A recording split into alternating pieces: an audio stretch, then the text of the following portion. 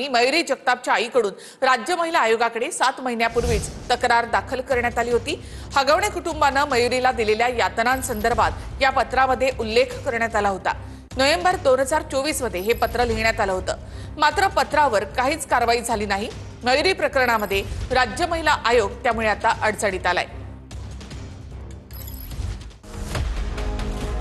वैष्णवीप्रमाणेच मोठी सून मयुरीला हगवणे कुटुंबानं किती नरक यातना दिल्या याचं पत्र तिच्या आईनं 7 महिन्यापूर्वी महिला आयोगाला लिहिलं होतं।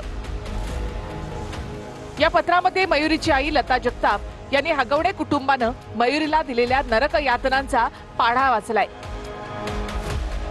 विशेष म्हणजे 6 नोव्हेंबर 2024 ला हे पत्र लिहिलं होतं, मात्र यावर कुठलीही कारवाई झाली नाही।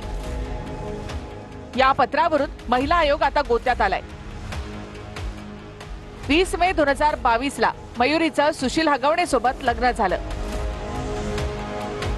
लग्न झाल्यानंतर हगवणे कुटुंबानं फॉर्च्युनर गाडी आणि पैशांच्या मागणीचा सपाटा सुरू केला।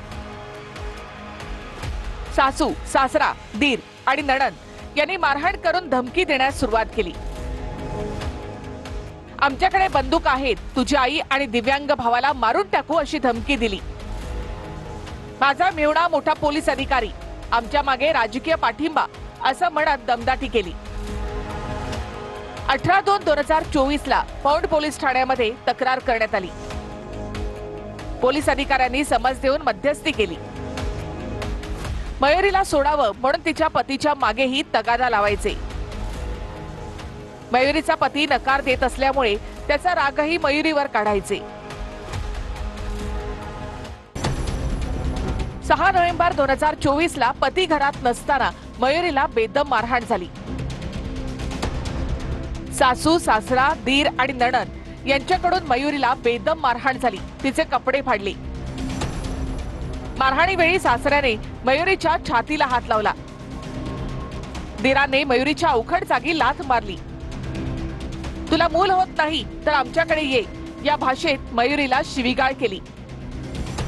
मयुरीच्या मोबाईलमध्ये रेकॉर्डिंग सुरू असल्याचं कळताच दीराने मोबाईल हिसकावून पळ काढला।